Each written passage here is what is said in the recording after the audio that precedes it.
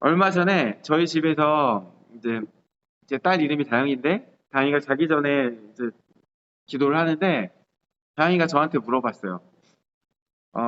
하나님 우리 기도 들으시는 거 맞아? 이렇게 물어봤어요. 그래서 제가 물어봤죠. 왜? 왜 그렇게 생각, 왜 물어봐? 그랬더니 다영이가 이렇게 대답했어요. 아니 뭐 들으시는 것 같은 느낌도 없고 내가 기도한 거를 들어주시는 것 같지도 않아. 그러는 거예요. 그래서 저는 뭐라고 대답했을 것 같아요? 여러분에게 딱 그렇게 물어본다고 칩시다. 여러분의 동생이 아니면 여러분보다 어린 누군가가 하나님이 기도 들으시는 거 맞아? 이렇게 물어보면 뭐라고 대답할 겁니까? 네? 아, 그러면 되죠. 훌륭하네. 예. 엄마 아빠는 그럼 또 이제 할머니 할아버지한테 가서 물어보면 그럼 되나요? 저는 뭐라고 대답을 했었냐면 이제 말하는 거랑 비슷하게 네가 엄마 아빠한테 말할 때 상대방이 들은지 안 들은지는 잘 모를 수도 있다. 느낌이랑 상관없는 거다, 기도는. 그리고 두 번째로 네가 실제로 기도하기 이루어진지 안 이루어진지는 네가 까먹어서 그런 게 많다. 기도 노트를 써봐라. 여러분 기도 노트 써본 적 있어요? 기도 노트. 노트에다가 기도 제목을 쓰시는 거예요. 기도 하트는 뭔지 잘 모르겠지만 기도 하신 걸 다 쓰신 다음에 한 달 후에 봐봐요. 그러면 이루어진 것과 이루어지지 않은 게 또 있어요. 이루어지지 않은 건 또 모아서 나중에 1년 후에 봐봐요. 거의 이루어져 있는 것을 볼 수 있게 될 거예요. 한번 해보세요. 재밌을 겁니다. 이렇게 얘기했어요. 여러분 근데 여러분들 이런 고민해본 적 없어요? 하나님이 우리의 기도를 들으시는가? 아니, 내 기도를 들으시는가? 우리는 잘 모르겠고, 내 기도를 들으시는가? 고민해본 적 있어요? 고민 있고, 다른 분들은 없어요?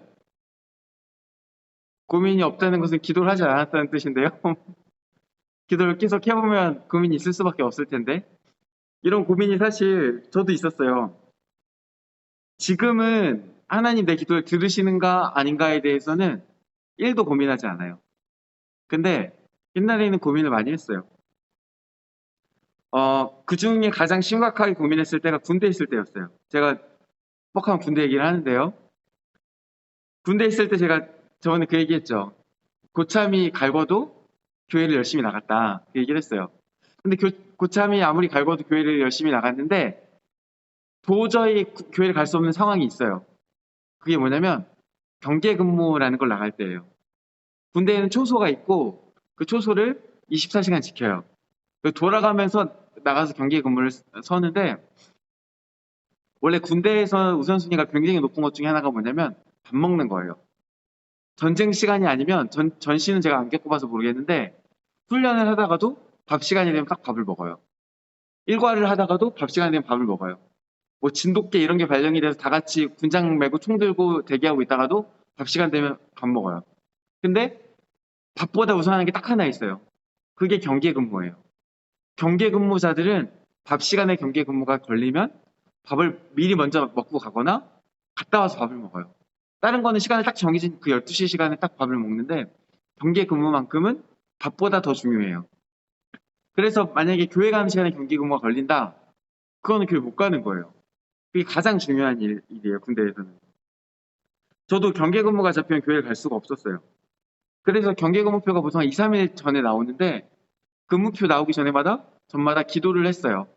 하나님 저 이번에 교회 갈 수 있게 해주세요. 그렇게 기도를 했어요. 그리고 한참 열심히 이등병 때 교회 갈 수 있게 돼서 갔었죠. 그리고 어떨 때는 어, 경계가 잡혔다가도 굉장히 어떤 신기한 방법으로 근무가 바뀌면서 교회를 갈 수 있게 된 경험들도 몇 번 있어요. 근데 어느 날부터인가 경계 근무에 계속 제가 그 시간에 계속 잡히는 거예요.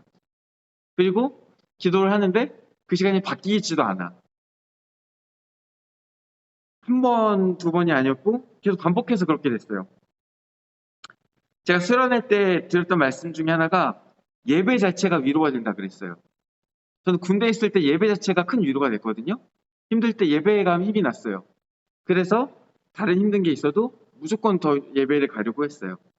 근데 그 예배를 가지 못하니까 점점 힘들어졌어요.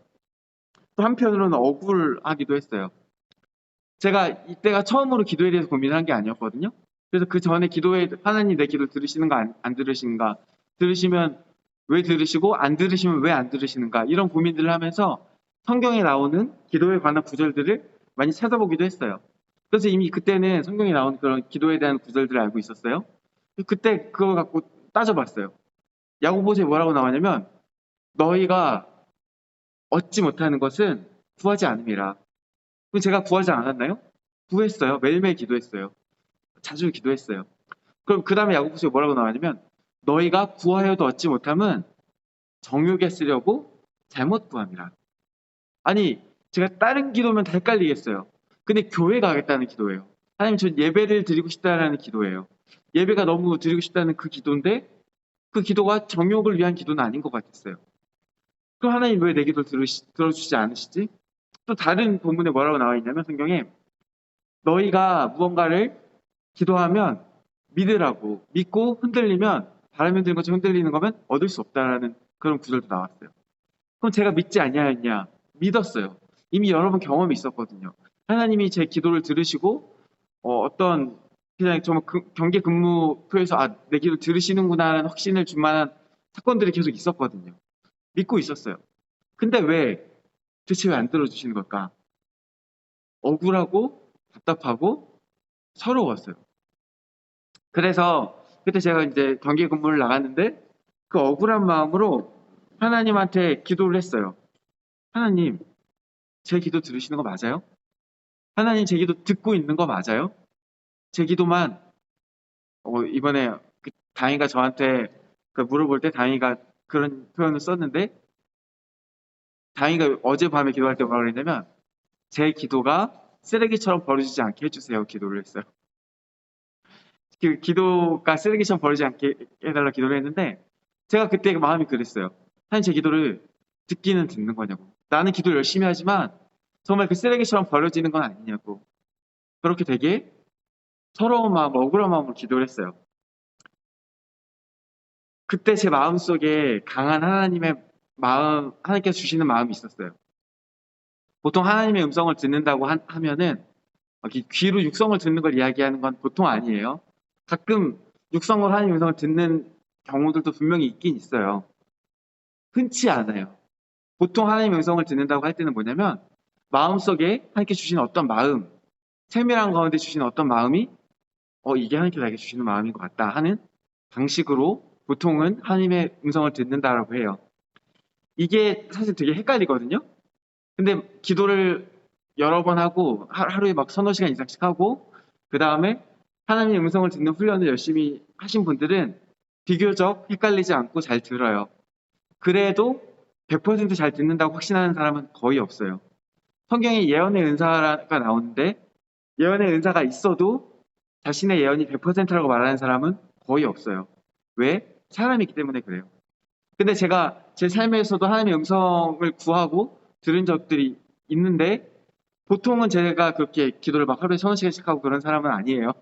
그래서 예민하게 하나님의 음성을 캐치하고 그런 능력이 있지는 않았어요.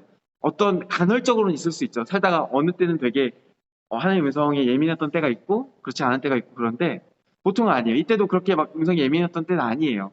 근데 그럼에도 불구하고 강렬한 하나님께 주시는 마음이 있었어요. 제가 살면서 몇 번 있었어요. 한 두세 번, 서너 번 정도 이거는 하나님께서 주시는 마음인가 싶은 게 굉장히 강렬한 마음인 게 있었어요. 그날에도 있었어요. 마음속에 어떤 마음이 들었냐? 네가 비가 오게 해달라고 기도해 바라는 마음이 들었어요.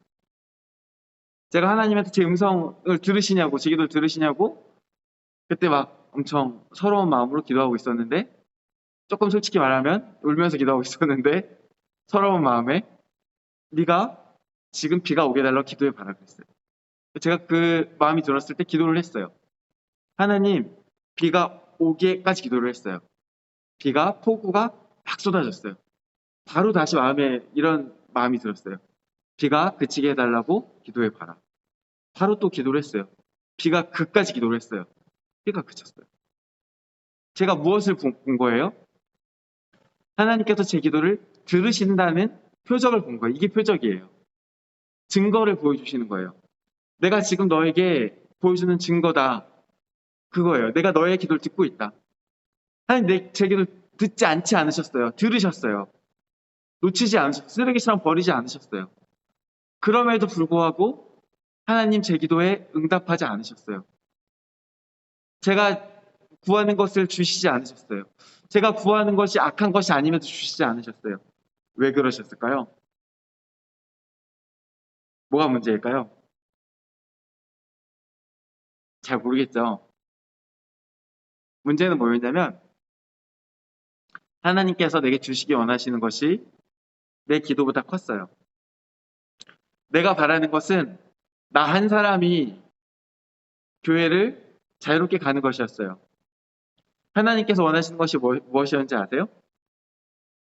그 부대에 있는 모든 사람들이 근무 때문에 교회에 가지 못하는 일이 없기를 바라셨어요.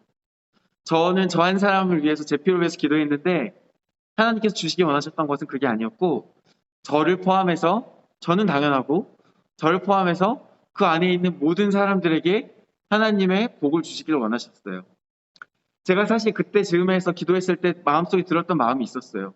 그게 뭐였냐면 근무표를 짜기 전에 종교 행사자를 먼저 조사해서 근무표를 짜면 누구든지 이 근무 때문에 교회를 못 가는 일이 없을 텐데 이런 아이디어가 떠올랐어요. 근데 그 얘기를 차마 하지 못했어요. 왜냐면 저는 이등병이었거든요. 그런 이야기를 하는 게 무서웠어요. 안 그래도 교회 간다고 맨날 욕 처먹고 있는데 괜한 얘기를 더 하고 싶지 않았어요. 그래서 짬처리했어요. 제가 이 일이 있고 얼마 안 있어서 어떤 일이 일어났겠어요? 제가 하나님한테 그 표적을 얻은 이후 얼마 안 있고 어떤 일이 일어났냐? 그대로 됐어요. 그대로 저는 그 마음이 온 대로 행동하지 못했지만 하나님은 일하셨어요. 그래서 곧 근무표를 짜기 전에 종교 행사를 가는 사람들을 조사하는 일들이 생겼어요. 그래서 그 이후로 저를 포함해서 그 부대에 있는 모든 사람이 근무 때문에 교회 못 가는 일이 없어졌어요. 하나님의 기도는, 하나님의 뜻은 저 하나에 있는 게 아니라 저를 포함한 더 많은 사람들에게 있었어요. 제 기도를 안 들어주신 게 아니고요. 더 크게 나 하나가 아닌 더 많은 사람들에게 이 하나님의 은혜를 베푸시고자 제 기도 응답을 보류하신 거예요. 아니 사실은 저에게 응답을 주셨어요. 이렇게 가서 이야기하라고 그 마음을 주셨어요. 다만 제가 그것을 못 들은 척했죠. 오히려 못 들은 척한 건 하나님이 아니라 저였어요. 오늘 본문을 잠깐 볼까요? 오늘 본문에서 예수님께서 뭐라고 말씀하세요? 누구든지 목마르거든 내게로 와서 마시라. 그리고 나를 믿는 자는 성경의 이름과 같이 그 배에서 생수의 강이 흘러나오리라. 이렇게 말씀하세요. 예수님께서 초청하세요. 누굴 초청하냐? 목마른 자들을 초청하세요. 무언가 필요가 있는 자들을 초청하세요. 근데 그 응답은 뭐예요? 내가 너를 목마르지 않게 하리라가 아니에요. 너의 배에서 생수의 강이 넘치게 하겠다. 생수의 강이 너의 안에 생기게 하겠다. 강은요, 쫄쫄쫄 흐르는 물줄기를 의미하지 않아요. 우리가 보고 있는 이 한강은 물론 좀 큰 강이에요, 비교적. 그렇지 않다고 할지라도 우리가 보통 강이라고 한다면 한두 사람이 마실 수 있는 물의 양이 아니고요. 수백, 수천 명이 마실 수 있는 물이 흐르는 곳이 강이에요. 예수님께서는 단 한 사람, 목마른 단 한 사람을 부르시면서 무엇을 약속하시냐면 그 한 사람에게 네 배에서 생수의 강이 흐르게 하겠다고 약속하세요. 한 사람을 부르시지만 한 사람을 위한 생수를 약속하시지 않으시고 더 많은 사람들에게 줄 수 있는 생수의 강을 약속하세요. 지금 목마른 너 한 사람을 충분히 물 마실 수 있게 하겠다고 하시는 게 아니라 네 배에서, 네 안에서 생수의 강이 흘러 넘치게 하겠다. 너를 통해서 너 주변에 있는 모든 사람들에게 이 물을 흘러가게 해서 너 주변에 있는 모든 사람들이 그 물을 마실 수 있게 하겠다 이렇게 약속하시는 거예요. 우리가 가만히 성경을 보면요. 하나님의 뜻은 항상 이와 같았어요. 처음 아브라함을 부르실 때 하나님께서는 아브라함한테 이삭을 약속하시죠. 아브라함이 필요로 건 사실은 이삭 한 사람이었어요. 자기 자식이 없어서 자기의 재산을 이어받을 그 한 사람이 필요했어요. 아브라함에게 하나님 오케이 내가 너한테 자녀를 주겠다 약속하세요. 그리고 복을 주실 것을 약속하세요. 근데요, 하나님의 약속을 가만히 보면은 과해요. 이삭 한 사람만 약속하시는 게 아니라 뭐라고 말씀하세요? 너의 자손이 저 하늘의 별과 같이 많게 하겠다. 너의 자손이 바다의 모래와 같이 많게 하겠다. 아브라함은 이런 거 구한 적도 없어요. 바라지도 않아요. 자기는 그냥 이삭 하나 있으면 돼요. 심지어 중간에 이제 너무 오랫동안 하나님께서 그 기둥답을 하지 않으시니까 자기 종 한 사람을 통해서 그냥 저 사람, 저 종에게 내 모든 걸 물려줄 테니까 저 종에게 복을 주세요. 이렇게 기도하기도 했어요. 아브라함은 큰 거 바라지 않았어요. 근데 하나님은 계속해서 큰 거를 주시겠다고 하세요. 왜 그래요? 아브라함뿐 아니라 더 많은 사람에게 그 복이 전해지기를 원하기 때문이에요. 아브라함 복을 원했죠. 근데 하나님께서 약속하신 것은 복을 주신다고 하셨는데 그냥 복을 주신다고 한 게 끝나지 않아요. 뭐라 그랬냐? 복의 근원이 되게 하겠다. 근원은요, 계속 그 속에서 나오는 거예요, 복이. 아브라함도 한 사람을 통해서 그 복이 계속 흘러나오게 하겠다. 하늘의 별과 같은 하늘의 별과 같은 아브라함의 자손 누구를 의미하냐면요. 아브라함의 자손은 예수님이에요. 아브라함의 자손 예수님인데 그 예수님을 믿는 모든 사람이 믿음으로 아브라함의 자손이 된다라고 바울이 성경에 이야기하고 있어요. 아브라함의 자손은 예수님을 믿는 모든 사람이에요. 하나님의 약속은 결국 무엇을 향한 것이냐? 아브라함의 피가 이어진 그 몇 명을 향한 게 아니고 그 피가 이어진 몇 명을 통하여서 예수님을 통하여서 그 다음에 예수님을 믿게 될 수많은 사람들, 여러분 그리고 우리 모두를 포함한 예수 그리스도를 믿는 모든 사람들에게 아브라함의 약속이 임하는 거예요. 뭐예요? 내가 너를 복의 근원이 되게 하겠다. 내가 너희들 한 사람 한 사람이 복의 근원이 되게 하겠다. 아브라함이 바라는 건 한 사람이었는데 이 많은 사람들을 통해서 복을 주겠다라고 하나님께서 약속하시는 거예요. 또 하나님께서 이스라엘에게 이렇게 약속하셨어요. 내가 너희로 제사장 나라가 되게 하겠다. 제사장은요, 이스라엘 백성들을 위해서 제사 드리는 사람이에요. 자기 혼자 하나님께 나간 사람이 아니고요. 하나님과 이스라엘 사이를 중재하는 사람이에요. 이스라엘이 제사장 나라가 된다는 것은요. 하나님과 누군가와의 사이를 중재하겠다는 거예요. 자기 혼자 하나님과 친하게 지낸다는 게 아니고 자기 혼자 하나님을 그 얼굴에서 뵙겠다는 게 아니고 모든 세계, 모든 민족에게 하나님의 이름을 전하고 중재자가 돼서 그들을 위해 제사를 드리는 나라로 삼겠다는 거였어요. 그게 하나님의 계획이었어요. 근데 이스라엘 사람들 어땠나요? 선민의식. 우리는 선택받은 종족이야. 너희들은 이방인들은 개와 같아. 너희들은 하나님께 선택받지 못했어. 너희들은 쓰레기야. 너희들은 하나님 선택받지 못했어. 우리만 달라. 스스로가 하나님께 주신 복을 독점하려 했어요. 하나님의 뜻을 이해하지 못했어요. 하나님의 뜻은 처음부터 이스라엘 사람들 통해서 온 세계 모든 민족에게 자신을 드러내고 자신이 줄 수 있는 여러 가지 복들을 주시는 것 하나님 뜻이 있었는데 이스라엘은 몰랐어요. 하나님은요. 그때부터 이 오늘 본문에 있을 때부터 지금까지 동일해 하나님의 뜻은 한 사람을 통해서 더 많은 사람들이 배불리 먹게 만드는 거예요. 마치 오병이어의 기적처럼 떡 몇 개를 통해서 한 사람의 헌신을 통해서 5천 명이 먹었던 것처럼 이 우리 한 사람 한 사람을 통해서 우리 속에서 생수의 강이 흘러나와서 더 많은 사람들에게 그 복이 흘러가기를 원하는 거예요. 이 생수가 흘러가게 하기를 원하는 거예요. 그러면 또 이 생수는 뭔가요? 예수님께서 말씀하신 이 생수는 뭔가요? 먼저 이 생수는요, 목마른 자를 위한 거예요. 왜냐면 예수님께서 목마른 자를 부르시면서 생수를 약속하기 때문에 그래요. 목마른 자는 누구나 내게로 와라. 내가 너에게 생수의 강을 주겠다. 근데요, 사실은요, 이 목마르다는 것은 갈증이잖아요? 갈증은 물로 목마른 것만 의미하지 않아요. 우리가 보통 갈증을 느낀다고 할 때 당연히 일차적으로는 어떤 물이 마시고 싶을 때 갈증을 느낀다고 하죠. 하지만 전에 여러분들이 아직 태어나기 전인가? 태어나기 전에 2002 월드컵 때 히딩크가 이런 얘기를 했었어요. 난 아직 배고프다. 진짜 배고프다는 뜻이 아니죠. 승리가 더 하고 싶다, 갈망한다. 이 갈급하다는 표현은 갈망하다는 표현의 더 강한 표현이에요. 간절히 원하는 것. 우리 삶에 누구든지 간절히 원하는 게 있어요. 그래서 그게 목마를 정도로, 그게 갈급할 정도로 간절히 원하는 게 있어요. 그게 있을 때 누구든지 예수님께 나오라는 거예요. 그때 그것을 채워주는 게 뭐예요?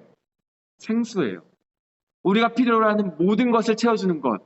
심지어 우리 모든 인생의 궁극적인 숙제, 궁극적인 두려움, 죽음까지도. 죽음이라는 현실 때문에 우리가 결국 갈구하게 되는 생명까지도 주는 그것이 생수예요. 그래서 이 샘물은요, 영생하도록 솟아나는 샘물이에요. 잠깐 사장 말씀을 잠깐 보면요. 4장에서 예수님께서 사마리아 여인 만나셨어요. 그때 예수님께서 사마리아 여인을 만나셔서 우물물을 달라고 하세요. 그리고 나서 사마리아 여인에게 말씀하시기를 네가 만일 지금 너에게 물 달라고 하는 나 예수가 누구인지 알았다면 도리어 네가 나한테 물을 달라고 할 것이다. 이렇게 말씀하세요. 예수님께 물을 구하고 반대로 예수님께서 생수를 주신다는 이 이야기가 사실 오늘 보는 이야기가 완전히 일치해요. 다시 말해 예수님께서 주시기로 약속하신 이 생수가 사상에서 사마리아 여인에게 주시기로 하셨던 그 생수와 같은 거라는 거예요. 근데 이 사장에서 이 생수를 뭐라고 설명하고 있냐면요. 14절인데요.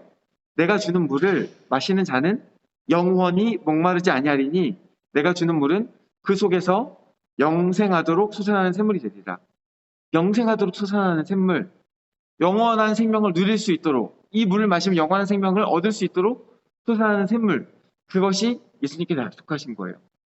다시 말해 오늘 본문의 생수는요. 생명을 주는 물이에요. 우리의 모든 필요, 모든 갈급함을 채워줄 뿐 아니라 심지어 생명까지도 주는 물. 그래서 이 생수가 지금 우리말 성경에는 잘 표현이 안 되어 있는데 이제 원어를 보면 원어나 영어로 성경을 보면은 살리는 물이라고 번역되어 있어요. 살리는 물이에요. 이 생수는 살리는 물이에요. 그게 우리 안에서 살리는 물이 나오는데 단순히 우리 한 사람을 채울 뿐 아니라 생수의 강이 돼서 우리 주변에 있는 모든 사람에게 그 생수의 강이 흘러나간다는 거예요. 근데 또 오늘 39절에 그 생수의 강이 뭐라고 말씀하세요? 이는 그를 믿는 자들이 받을 성령을 가르쳐 말씀하신 것이라. 그것은 성령을 말씀하시는 거예요. 예수님께 나오면 예수님께서 무엇을 주시는 거예요, 결국? 성령을 주세요. 근데 그 성령이 우리 안에 어떻게 역사하세요? 우리가 필요로 하는 것, 우리가 갈급해 하는 것, 우리가 얻고자 하는 것, 그 모든 것을 우리에게 주세요. 심지어 뭐가 주신다고요? 생명까지도. 근데 우리 한 사람만 주는 게 아니라 생수의 강이 흘러서 내가 서 있는 곳, 우리 집, 우리 학교, 우리 학원, 내가 만나는 친구들, 선생님, 가족, 모든 사람들에게 그 생수의 강이 흐르게 하는 거예요. 나 하나 생명을 살리고 나 하나 필요를 채우는 것에서 하나님의 응답이 끝나는 것이 아니라 내가 만나는 모든 사람에게 이 성령님의 역사가 흘러가는 거예요. 이제 말씀을 정리할 건데요. 사랑하는 청소년부 여러분, 오늘 우리가 부른 찬양의 이런 가사로 시작해요. 당신은 하나님의 언약 안에 있는 축복의 통로. 축복의 통로라는 게 이런 거예요. 하나님께서 우리에게 복을 주시기를 원하세요. 우리에게 복을 주시길 원하시는데 우리 한 사람에게만 복을 주기 원하지 않으시고 우리를 통하여서 우리가 만나는 모든 사람에게 복을 주길 원하세요. 저를, 우리 은찬이를, 또 여기 있는 은찬이와 은상이를, 은지를, 홍준이를, 우리 한 명 한 명을, 우리 민정이를, 우리 집사님을, 우리 한 사람 한 사람을 통해 하나님께서 다 복을 주기 원하시는데 그 한 사람 한 사람뿐 아니라 우리 각자가 서 있는 곳, 각자가 만나는 사람, 각자가 마주하는 모든 사람들에게 이 성령님의 역사가 생명을 살리고 우리가 필요로 하는 것들을 채워주는 그 성령님의 역사가 흘러가는 거예요. 그래서 우리는 축복의 통로예요. 그게 하나님의 클래스예요. 우리 한 사람만 주고 끝나는 게 아니라 통째로 부어서 내 주변에 있는 모든 사람에게 복을 주시는 것. 우리 각자가 서 있는 땅, 우리 각자가 만나는 모든 사람이 하나님의 복을 누리게 하는 것, 생명을 얻게 하는 것, 그게 하나님의 뜻이에요. 바라기는 그 하나님의 뜻에 따라서 우리의 기도도 우리의 삶도 바뀌었으면 좋겠어요. 우리가 기도할 때 나만을 위해서 기도하지 마세요. 내가 어떤 어려움이 있으면 같은 어려움을 갖고 있는 사람들 위해서도 같이 기도하세요. 내가 어떤 필요가 있으면 같은 필요를 가진 사람을 위해서도 기도하세요. 내 주변에 있는 사람들 위해서도 같이 기도하세요. 왜요? 그게 하나님의 뜻이기 때문에 그래요. 내 삶에 필요와 갈증이 있다면 같은 필요와 갈증이 있는 사람을 위해서 함께 기도하시고, 내 삶에 하나님께 얻고자 하는 것이 있다면 나뿐 아니라 수많은 사람들에게 함께 달라고 같이 기도하세요.